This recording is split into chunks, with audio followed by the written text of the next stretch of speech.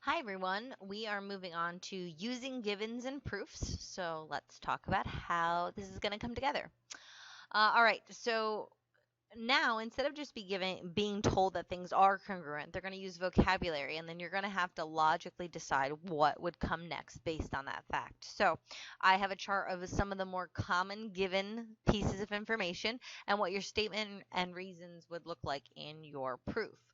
So, given T is the midpoint of QS. So, what they're telling you, because you know that this is the middle, is that QT is congruent to TS. That's what midpoint means. So, that would be your statement that would come after this given. From there, the reason is a midpoint divides a segment into two congruent parts. You basically tell me what a midpoint does. That's what the reason is.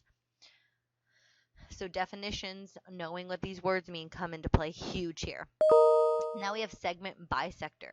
So we have JN bisecting ML. You have to pay attention to what is getting bisected. And this is a segment, and in this case, ML is being bisected. JN is doing the bisecting. So ML is what's getting cut in half here. So ML, and because it's a segment, I'm saying the length. So the segment MK is congruent to the segment KL. And my reason for that would be a segment bisector cuts a segment into two congruent segments. Now that's a little bit of overkill with the word segment, but I'm just trying to really point out that it's the segment in this case. Because the very next one for bisector could be an angle bisector. So this time it's the angle that's getting cut in half. So you really want to pay attention to what is getting bisected. So XM is cutting angle ZXY in half because that's what a bisector does. So that is how I would mark the angles congruent with those arcs. And now here's our statement. Our statement is that angle YXM is congruent to angle MXZ. And again, if you put a 1 and a 2 in here, you can call it angle 1 and angle 2 because that's sometimes faster in proofs.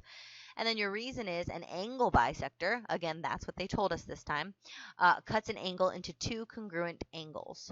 So notice it's saying it's bisecting the angle. You have to know that it's an angle bisector and not a segment bisector. Parallel lines. So there are a lot of different things that you can say with parallel lines, but 95% of the time in a proof, if they give you parallel lines, it's most likely those alternate interior angles. So that Z that you're looking for. So you're going to tell me that those two angles are congruent. So again, look for that Z, and that would be angle RPS is congruent to angle QSP. And again, you could put a 1 and a 2 in there and call them angle 1 and angle 2 for faster proofwriting. The reason is alternate interior angles are congruent when lines are parallel. Now, you guys should know this, but just pointing out, you can also use alternate exterior angles and corresponding angles. So this exact same thing could be given, and you could, instead of saying alternate interior angles are congruent, it could be alternate exterior angles are congruent or corresponding angles are congruent when lines are parallel. And that would just depend on the picture and what strategy you would be using. You can also be given lines are perpendicular. So in this case, they're telling us that XM is perpendicular to YZ. You would want to draw your boxes in to show this on your picture.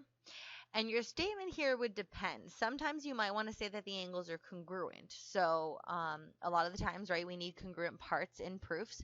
So we would say angle YMX is congruent to angle XMZ. Our reason is a little bit different though. We would say perpendicular lines make congruent right angles. The other thing that could be said with this exact same given is that those two angles are right angles. So instead of telling me that they were congruent, you could simply say that angle YMX and angle XMZ are right angles. Your reason would be the same. However, the statement would be different. And depending on the proof you're writing, that could matter.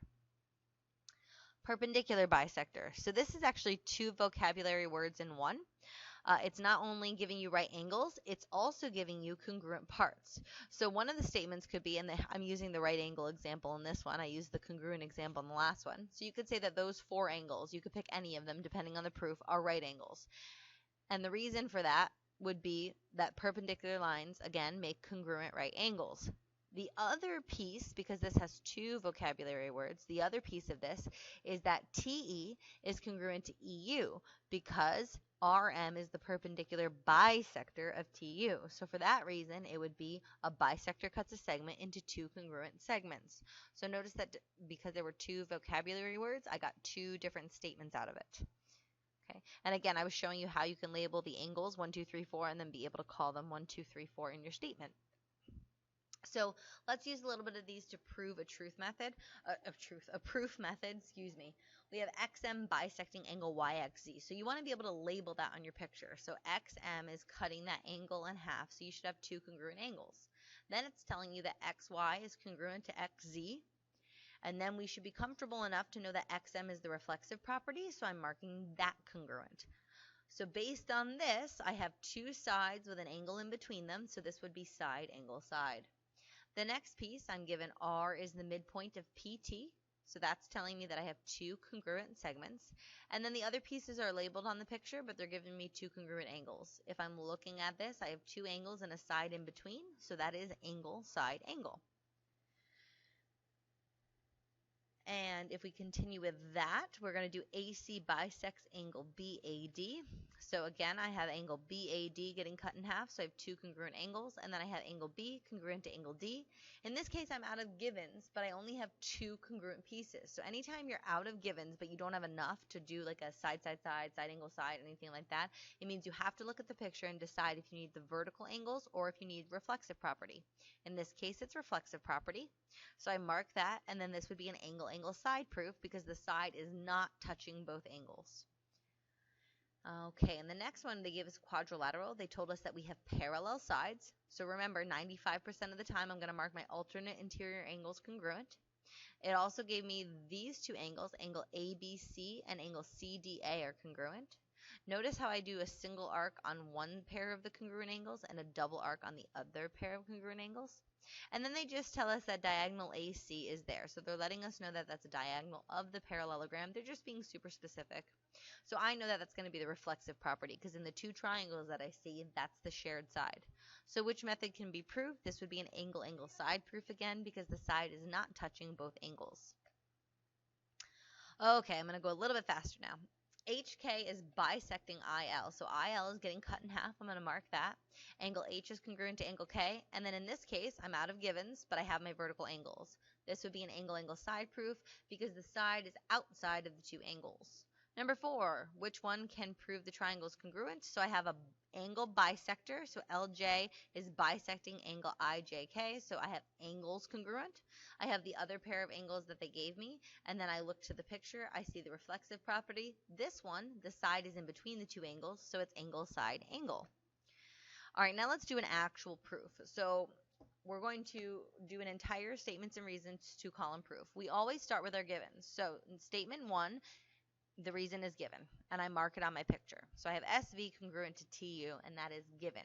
From here, I want to always ask myself, did I use that given? In this case, I did. There's nothing else I can do with that piece of information. Then I go to the next given. So I say that the lines are parallel, and the reason for that is given. 95% of the time when you're given parallel lines, you're looking for those alternate interior angles. So I mark that on my diagram, and I'm going to put a 1 and a 2 on the picture so that I can utilize 1 and 2 in my proof.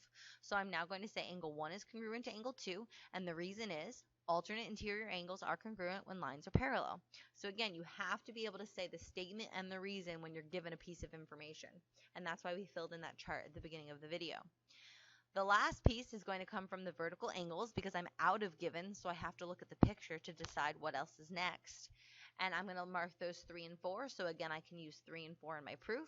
And the reason in this case is that vertical angles are congruent. And I don't need given information for that because I can look at the picture and say, hey, those are vertical angles. I now can determine that this is going to be an angle, angle, side proof, and I can state that the triangles are congruent because of that. Last one. I'm given that Q is the midpoint of PR, so I put that down as given. I mark what that tells me on my picture. So then I state that. I'm going to state PQ is congruent to QR, and the reason is because a midpoint cuts a segment into two congruent parts. It came directly from the given before it. I've used that given, so then I move on to the next two givens. So I put those in, and the reason for those are given, so that's pretty easy. And then now it's pretty clear to me, and I hope to you, that this is going to be a side, side, side proof. So I can state that the triangles are congruent because I do, in fact, in my proof, have all 3 sides written down. And that's how you do a proof with givens. I hope you guys have a great day, and I will see you all in class. And I will end the video at some point here, I swear.